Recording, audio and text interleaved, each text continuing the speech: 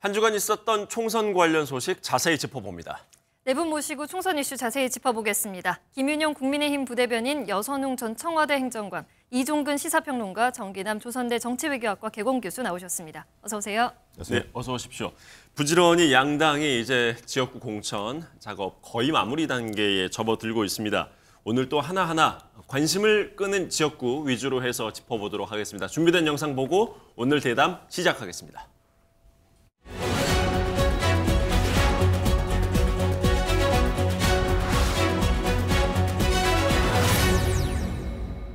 서울 4개구 선거구 중구 성동구 을 이혜운 하태경 결선입니다. 강동구 갑 전주혜 부산 사하구 을 조경태 인천 연수구 을 김기홍 울산 중구 박성민. 우리 역대 선거에서 저희들이 좋은 결과를 냈던 선거를 보면 현역 교체율이 30% 초반에서 30% 중반대에 이를 때 계속해서 교체율이 낮다, 진입장벽이 높다라고 하는 것에 대해서 일률적으로 말씀하시는 건 저희들이 받아들이기 어렵고. 서울 강북구 을입니다. 박용진 후보와 정봉준 후보가 결선 투표를 진행하게 되었습니다. 서울 은평구 을입니다. 김우영 후보가 후보로 확정되었습니다. 수원시 정입니다. 김준혁 후보가 후보로 확정되었습니다. 성남시 중원구입니다. 이수진 후보가 후보로 확정되었습니다. 경기도 의정부 갑의 경선 후보 1위로 결정되신 분은 박지혜 후보이십니다. 경기도 용인 정입니다. 이언주 후보가 1위로 확정되었습니다. 네, 지역구 공천 결과부터 짚어보겠습니다. 정기남 교수님, 네. 용인시 정이요. 여기에 지금 이현주 전 의원이 이현욱 전 경기주택도시공사 사장 그리고 박성민 전 청년비서관 3인 경선을 치렀는데 지금 이현욱 전 사장 역시나 친명계로 분류가 됐습니다. 도지사 시절에 인연이 있기 때문에. 그런데 영입된 의원이라고 할지라도 이현주 전 의원이 꺾을 줄은 예상 못했던 분들도 있었을 것 같아요. 이건 어떤 결과로 분석을 해야 될까요? 저는 예상했던 그대로 결과가 나왔다라고 보여집니다. 첫 번째 언론 보도를 통해서 친명, 친문 두 후보들로 이제 박성민 비서관과 이현욱 전 경기도시공사 사장 출신이죠. 있기 때문에 과연 이원주 의원이 이현주 의원이 잘 적응할 수 있을까? 전략 공천도 아니고 경선 방식을 택한 거란 말이에요.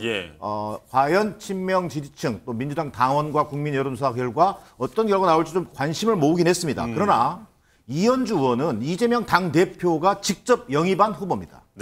본인이 가지고 있는 여러 가지 흠결에도 불구하고 윤석열 정권에 대한 어떤 그 전사 역할, 윤석열 투쟁을 줄기차게 해온 점을 높이 사서 이재명 대표가 영입한 인사이기 때문에 그런 어떤 대표의 뜻이 지금 현재 민주당의 공천 구조를 보면 친명 강성 지지층과 이재명 대표는 완벽하게 호흡을 같이 하고 있다고 보시면 될 것 같습니다. 이재명 대표 뜻이 어디에 있느냐가 결국은 당원들에게 어떤 후보를 당원들이 선택해야 되는지를 가리키고 있기 때문에 그런 면에서 본다면 그동안 이현욱 사장 같은 경우 친명에서도 좀 언론에는 보도되지 않은 얘기입니다만 좀 밀려난 친명 이런 평가도 있었습니다. 그런 것들을 감안할 때 이현주 의원이 무난하게 후보로 확정된 것으로 평가할 수 있겠습니다. 이현욱 사장보다는 이언주 전 의원 쪽에 이재명 대표의 뜻이 더 있었다라고 아마 당원들한테 해석이 됐기 때문에 이런 결과가 나왔다라는 분석을 주셨는데 여선웅 전 행정관님, 지금 다른 지역구도 또 볼게요. 지금 친명계 후보들이 줄줄이 지금 이기는 곳들이 많은데 의정부시 갑 같은 경우도 주목을 받았습니다. 왜냐하면 영입인재 1호 박지혜 변호사가 정치 거물이죠. 문희상 전 국회의장의 아들 문석균 후보와 경쟁을 했어요.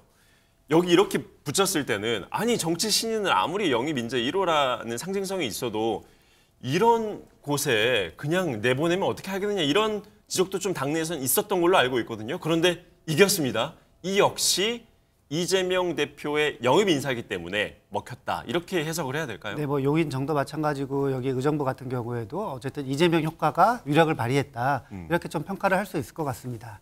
박재혜 변호사, 박재혜 후보 같은 경우에는 민주당이 이번 인재 영입 한 20몇 명 중에 첫 번째로 인재 영입을 한 굉장히 상징성이 높은 인사거든요. 근데 이런 인물을 전략공천으로 그냥 이제 뭐 쉽게 말하면 꽂지 않고 경선을 시켰다는 것 자체에서 일부 당원들은 이거 이 점을 좀 높이 평가할 수 있는 부분이 조금 있었다 이렇게 좀 보고요. 문석균 후보 같은 경우에도 뭐 훌륭한 분이지만 지난번 총선에서 이 지역에서 오영환 의원이 전략공천으로 오면서 약간 이제 뭐 인정하지 않고 무소속으로 출마한 경험이 있거든요. 뭐 이런 것들이 지역 내에서 뭔가 당원들과 일반 주민들의 평가가 조금 뭐 있지 않았나 이렇게 조금 판단할 수 있을 것 같습니다. 예, 정치 신인이라고 할지라도 친명계들의 바람이라고 할 수 있을 정도로 지금 선전하는 모습인데 김윤영 부대변인, 네. 국민의힘 입장에서 봤을 때는 지금 친명색이 강한 후보들로 공천을 받고 있는 상황 좋은 겁니까 안 좋은 겁니까? 국민의힘 입장에서 봤을 때요. 국민의힘 입장에서 봤을 때는 저희는 경쟁 상대니까 민주당이 저렇게 나온 걸 되게 좋게 보고 있습니다. 왜 그렇죠? 저희가 상대하기 쉬운 상대가 되기 때문이죠. 아무래도 친명색이 강하다면 그만큼 중도 외연 확장이 약할 수밖에 없는 거고요. 저희 입장에서는 오히려 중도 외연 확장할 수 있는 기회라 생각해서 거기에 맞춤형 선거 공약이라든지 아니면 또 대중들에게 다가갈 때 중도 분들에게 할 수 있는 말들이 더 많기 때문에 저희에게는 조금 더 좋은 공천이었다고 보고 있습니다. 선거 전략상으로는 오히려 국민의힘 쪽에서는 반길 만한 그런 공천 상황이다라는 말씀이신데 이종훈 평론가님도 같은 생각이실까요? 그렇죠. 이제 지역구마다 좀 다를 것 같긴 합니다만 용인정 한번 들여다보죠. 용인정이 어떻게 될 것인가.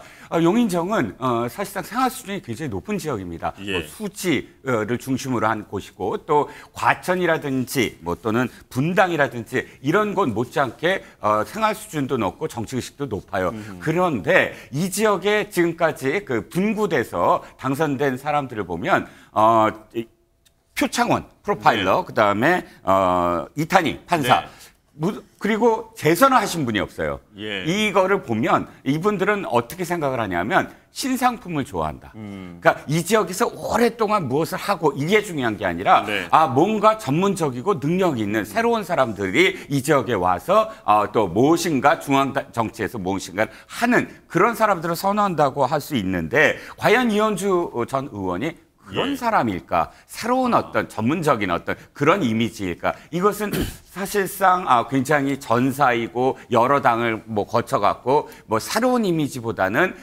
이렇게 뭐랄까요? 기득권을 쫓아서 가는 그런 의원 분위기? 이런 게 지금 민주당을 계속 찍었던 이 용인정의 유권자들의 마음을 살 수 있을까? 이건 저는 퀘스천 마크고요.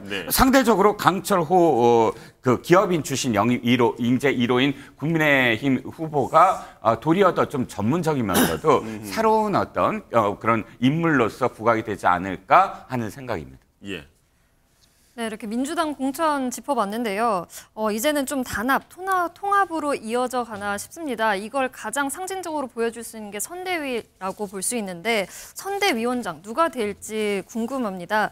오늘 뭐 이재명 대표가 기자회견을 할 거라고도 하고요. 이르면 내일 선대위가 출범이 될 것 같은데 선대위원장에 누가 앉게 될지 집중이 됩니다. 뭐 여러 인물들이 거론이 되고 있어요.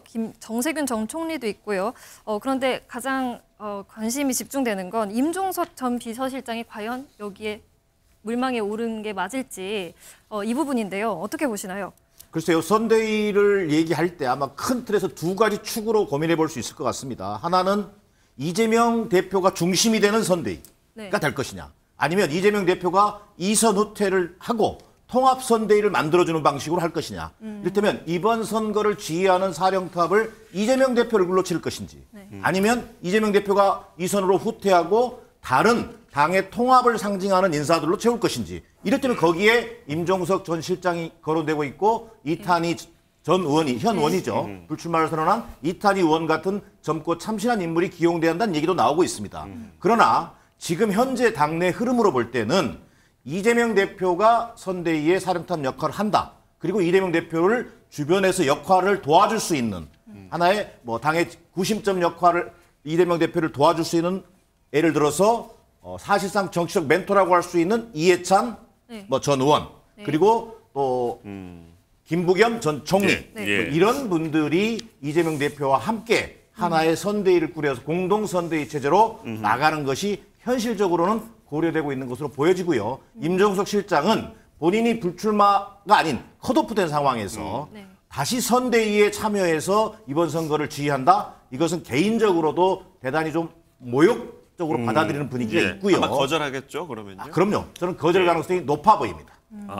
이종훈 평론가님도 거절할 가능성이 높다고 보십니까? 그렇죠. 왜냐하면 임종석 전 실장과 관련돼서 너무 매몰차게 지금 이재명 대표가 좀 대했거든요. 예. 이를테면 임종석 실장이 그렇다고 해서 탈당한다는 어떤 언급도 안 했고 또 예. 불복한다는 언급도 안 했고 다시 한번 재고해달라 한 다음에 네. 좀 있다가 어쨌든 승복하는 과정이 있지 않았습니까? 예. 그렇다면 최소한 이렇게 스스로 그걸 번복하지 않고 받아들인 그런 그 후보에 대해서 예비 후보에 대해서는 어느 정도는 좀 손을 내미는 그런 제스처가 좀 필요했다고 봐요. 그런데 예. 당시에 어떻게 했냐면 이재명 대표에게 기자들이 물었습니다. 아이고 임종석 전 실장 어떻게 뭐 선대위원장이라도 생각하고 계십니까? 그랬더니 그런 것 생각하지 않습니다 하고 한 번에 그냥 끊어버렸어요. 예. 그러니까 여지라도 좀 남겨줬으면 임종석 실장의 어떤 뭐랄까 앞으로의 행보에 대해서 좀 더 이렇게 그 가능성이 있어 보였는데 예. 그 자리에서 닫아버린 그런 행보를 보면 아까 교수님께서도 말씀을 하셨지만 임종석 실장이나 혹은 여타 친문계에 대한 배려는 없이 예. 자신이 선대위원장의 원톱으로 하려고 하는 그런 행보가 아닌가라고 추측을 할 수가 있겠죠. 예. 민주당 경선에서 지금 서울이요. 가장 관심을 갖고 있는 지역구 중에 하나는 대선 후보까지 지냈던 박용진 의원과 그리고 정봉주 전 의원. 이 지역구에 대한 관심이 아주 집중되고 있습니다. 특히 이제 박용진 의원 같은 경우에는 현역 의원 평가에서 하위 10%를 받으면서 감산 30%를 적용받게 되나요? 그렇게 되면 이 정봉주 전 의원과의 결선이 쉽지만은 않을 것 같은데 이쪽 지역구의 파장, 이 결과의 파장이 만만치 않을 것 같거든요. 일단 결과는 어떻게 예상하십니까? 박용진 의원이 쉽지 않은 싸움이긴 합니다. 그 1차 이제 3명에서 3자 경선할 때도 이 가산점, 신의는 가점, 그리고 이제 박용진 의원 같은 경우는 감산을 당했는데 이게 2차 결선 투표에도 그대로 적용이 되거든요. 그렇기 예. 때문에 정봉주 전 의원이 지금 민주당 지지층에서 조금 강력한 좀 지지를 받고 있기 때문에 박용진 의원이 탄탄하게 지역구를 관리를 했다고 해도 2차 경선 같은 경우에는 쉽지 않은 싸움인데 어쨌든 박용진 의원이 본인이 하위 점수 받은 거를 이례적으로 공개를 하면서 정치적으로 약간 좀 좀 돌파 카드를 내세웠거든요. 저는 그것이 1차 통과에 주요하게 좀 작용을 했다. 이렇게 네. 조금 판단하고 있습니다. 그래서 2차 경선 같은 경우에도 어떻게 될지 좀 결과를 주목해야 될 선거이긴 합니다.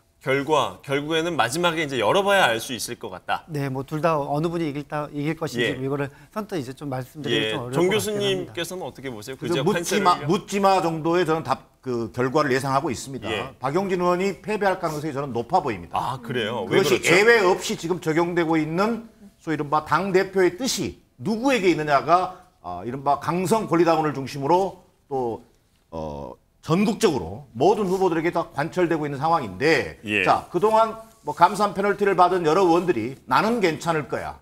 상대 후보와의 어떤 경쟁력에서 우위에 있다고 또 자랑하는 후보들도 있었습니다. 예. 끝까지 경선을 하겠다 하면서 남은 후보들을 제가 아는 한 지금 거의 전멸된 상황입니다. 자, 네. 박용진 의원 당연히 의정활동 열심히 했고 현역 국회의원으로서 활발한 어떤 대선 후보까지 지냈고 또 당대표 경선까지 했던 아주 훌륭한 정치인인 것만은 분명합니다. 예. 그러나 이 경선의 트랩을 빠져나오기는 어려운 것으로 저는 보여집니다. 예. 정봉주 전 의원의 승리를 예상을 해주셨는데 어떻게 보십니까? 김윤영 부대변인께서는. 저도 박용진 의원이 쉽지 않아 보입니다. 네. 사실 박용진 의원은 저희 당 입장에서는 굉장히 껄끄러운 상대거든요. 대중적 인지도도 높고 그리고 그분께서 하신 의정 활동 자체 방향성 자체에서는 저희도 수긍할 만한 것들이 굉장히 많았습니다. 예. 저는 그래서 박용진 의원님이 이번에 공천을 못 받게 되면 민주당 예. 공천이 얼마나 잘못되었는지를 반증하는 거라 생각되고요. 그런 점에서 저는 아까 질문 주셨던 것처럼 민주당의 친명색이 강한 공천이 결국에는 국민의힘에게 유리하게 적용할 것이다라는 거에 대한 정확한 답변이라고 박용진 의원의 공천 여부가 아주 중요한 관전 포인트라고 보고 있습니다. 마지막으로 민주당 이 공천 관련해서 딱 하나만 더 짚어볼게요. 청년 전략 특구로 지정이 된 서울 서대문 갑 경선에 대한 이야기입니다. 여선웅 전 행정관님이 청년 정치인이시니까 이쪽 지금 상황을 잘 알고 계실 것 같은데 지금 여기가 지금 논란이 일고 있는 이유가 정진상 전 당대표 정무조정실장의 변호, 그러니까 이른바 이제 대장동 변호사라고 알려진 김동아 변호사가 지금 결선 3인에는 원래는 없었는데 한 명이 내려오는 대신에 갑자기 뒤늦게 이제 3인 안으로 들어가게 됐단 말이에요. 그러다 보니 이제 친명계 후보에게 특혜를 준 것이 아니냐 이런 지적이 나오고 있거든요. 이건 어떻게 봐야 되는 겁니까? 그러니까 뭐 결과적으로 볼 때 약간 좀 짜맞추기 프레임이 좀 작동됐다. 굳이 뭐 김동아 변호사 같은 경우에는 친명으로 마케팅을 뭐 세게 하신 분도 아니고요. 단순히 그냥 뭐 쉽게 말하면은 정진상 변호사, 정진상 그 전 부원장의 변호인을 했다고 해서 모든 측면에서 뭐 다 이제 배제되거나 오히려 그게 이제 역차별이 될 수도 조금 있는 것이죠. 근데 뭐 청년 이번에 이제 서대문 갑을 청년 전략 지역구로 선정을 해가지고 민주당이 세게 청년 정치인들 키우겠다 이렇게 이제 메시지를 던진 것인데 그 과정이 약간 좀 이제 원활하지는 않았어요. 그러니까 예를 들면은 성치훈 행정관 같은 경우에도 이제 뭐 1차에서 공개 오디션에서 통과를 했는데 그러니까 갑자기 이제 어떻게 보면은 본인의 입장에서 보면은 결과가 뒤바뀐 것인데 이유는 뭐였죠? 뭐 시민사회의 요구가 있었다. 뭐 시민사회에서 뭐 여성계에서 이 성치훈 행정과 관련해서 무슨 그 2차 가해 뭐 논란 뭐 이런 것들이 있었다. 이런 측면에서 이제 조금 요구를 했다면서 갑자기 이제 결과가 뒤바뀌었는데 이 부분을 조금 매끄럽게 했으면 어땠을까 이런 생각이 조금 아쉬움은 조금 남아 있습니다. 예. 민주당 관련한 내용은 여기까지 짚어보도록 하고요. 이어서 국민의힘 공천 관련 내용도 짚어보겠습니다. 인요한 전 혁신위원장, 요즘에 화면에서 많이 잡히고 있죠. 이 얘기부터 풀어가보죠. 저는 그분은 호남의 명문가라고 생각하거든요. 인요한 위원장이 그동안 우리 당을 위해서 해온 활동들을 보시면 저는 장점이 많은 분이다라고 생각합니다. 저는 오늘 여기 김경진 의원님 예비 후보가 힘을 보태주기 위해서 왔습니다. 다른 내용은 오늘 적절치 않습니다. 감사합니다. 네, 국민의 미래 비례대표 신청 마감일에 인요한 혁신위원장이 출마를 이쪽으로 신청을 했는데요. 이거와 관련돼서 좀 얘기를 나눠보겠습니다. 대중적 인지도를 갖춘 인물입니다. 인요한 전 혁신위원장이 국민의 미래 대표의 공천을 신청한 이 부분 사실 그 전까지는 안 나올 거다. 지난달까지만 해도 안 나올 것처럼 얘기를 했는데 신청을 했단 말이죠. 이 부분 어떻게 보시나요? 일단 인요한 혁신위원장이 언젠가는 정치에 뭔가 뛰어들어서 역할을 할 거다라는 예상은 누구나 할 수가 있었죠. 왜냐하면 혁신위원장이 된 이전부터 서대문 출마설이 나가기도 했고 또 혁신위원장을 맡은 다음부터 정치적인 어떤 워딩이라든지 또는 사람들에게 아주 부침성 있게 그렇게 접근하는 것이라든지 일반 정치인 못지않게 정치적인 어떤 능력이 있구나라고 이미 뭐 많은 국민들에게 인지됐었던 어떤 상황이니까요. 하지만 실제로 지역구 출마와 관련해서 기자들이 집요하게 질문했을 때 지역구 출마는 안 합니다라고 잘라버렸거든요. 그 이유는 나중에 알고 봤더니 또 집안의 반대도 참 많았다. 이렇게 뭐 소식이 들려옵니다. 언젠가는 근데 비례는 꼭 신청하지 않을까 했는데 역시 비례에 신청을 했다. 이건 어느 정도는 예상이 됐었고요. 이제는 단순히 비례를 넘어서 비례 의원 후보 중에 한 사람이 아니라 실질적으로 더 많은 역할을 하지 않을까. 워낙에 그동안 보여줬던 여러 가지 어떤 능력이라든지 혹은 뭐 이 조율 과정이라든지 이런 부분들을 생각을 할 때 혹시나 국민의 미래의 선대위원장 정도는 맡겨야 되지 않을까 하는 분위기가 지금 굉장히 성숙돼 있고 실제로 그럴 가능성이 굉장히 높아 보입니다. 예, 김윤영 부대변인, 뭐 당 부대변인 맡고 계시니까. 가능성 높다고 봐도 되겠습니까? 제가 뭐 아직까지 공식적으로 듣거나 그러진 못해서 말을 할 수는 없지만 제가 볼 때 두 분이 그러니까 인요한 위원장이 국민의 미래 선대위원장을 맡으면 굉장한 시너지 효과를 낼 수가 있다고 봅니다. 그 이유는 한동훈 비대위원장 같은 경우는 불출마한 상황에서 오롯이 선거운동에 전념할 수 있는 상태고요. 또 새로운 리스크도 없으시죠. 거기다가 인류한 비대위원장 같은 경우는 호남에 있는 명문가의 집안 자제시면서 동시에 본인도 또 호남에서 활동을 했던 분이기 때문에 저희가 지역 기반이 약한 호남의 베이스를 두신 분이기 때문에 굉장한 시너지 효과를 낼 수 있으면서 동시에 한동훈 비대위원장과 인류한 혁신위원장의 이미지가 대조가 됩니다. 한동훈 비대위원장 같은 경우는 굉장히 논리적이면서 동시에 굉장히 스마트한 면이 있는 반면에 인류한 비대위원장은 굉장히 유머러스하면서 동시에 푸근한 이미지도 주지 않습니까? 이러면 두 분이 서로 보완제 역할을 하기 때문에 저희 입장에서는 굉장히 시너지 효과를 낼 수 있다. 이렇게 말씀을 드리겠습니다. 지금 국민의힘 공천 상황 보면 전체 지역구 중에 90% 넘는 지역구에서 이제 후보를 확정했습니다. 일각에서는 컷오프된 현역 비율이 좀 낮다, 공천 배제된 비율이 낮다라고 해서 뭐 현역 불패다라는 얘기까지 나오고 있는데 여선우 전 행정관님, 이 지적에 동의하십니까? 제가 자료를 좀 찾아보니까 과거에 이 전 때 이제 당시 미래통합당의 경우에는 현역 교체율이 40%가 좀 넘었더라고요. 뭐 어떻게 보면 비슷한 거 아니냐라고 할 수 있고 아니다, 그때부터는 훨씬 더 지금 현역 교체가 안 되고 있는 거다라고 할 수 있는데 이 부분은 어떻게 보세요? 아마도 제가 정확한 수치를 조금 파악을 해보진 못했는데 국민의힘에서 말하는 현역 교체율이 아마 불출마하고 비례대표 포함해서 되는 거일 것 같아요. 최근에도 다 아시는 것처럼 국민의힘 같은 경우에는 현역들이 다 경선에서 이기고 뭐 현역 불패 공천이라는 이야기가 있지 않습니까?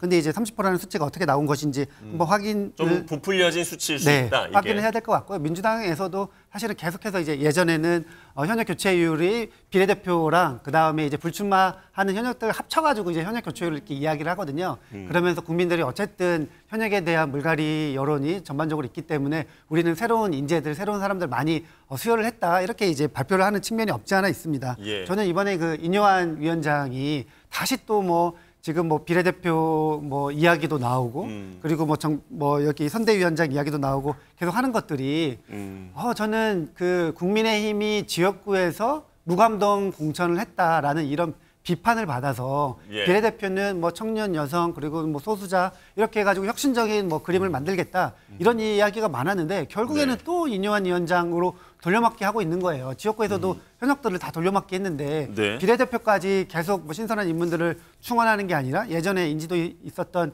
인물들을 다시 한다고 하면은 한동훈표 이번 2024년 공천의 그 메시지는 뭔가 여기에 조금 이제 뭐 의문이 가는 상황입니다. 이종훈 평론가님. 물갈이와 관련돼서는 제가 조금 자료를 제가 갖고 왔습니다. 21대 말씀하셨지만 21대는 국민의힘 계열이 44%, 민주당이 27.9%인데 21대를 제외하고는 물갈이 비율이 높은 정당이 언제나 승리해 왔어요. 21대만 사실 바뀌었습니다. 그런데 평균적으로 봤을 때 국민의힘 계열 정당이 30% 중반대였어요. 늘. 그러니까 민주당은 20%대, 20% 후반대, 그러니까 30% 중반대는 아마 지금 국민의힘 쪽에서 이렇게 얘기합니다. 그게 원래 평균이었으므로 이번에도 거의 그렇게 될 것이다 라고 이야기합니다. 그런데 여기서 한 가지만 더 들여다보면 이거예요.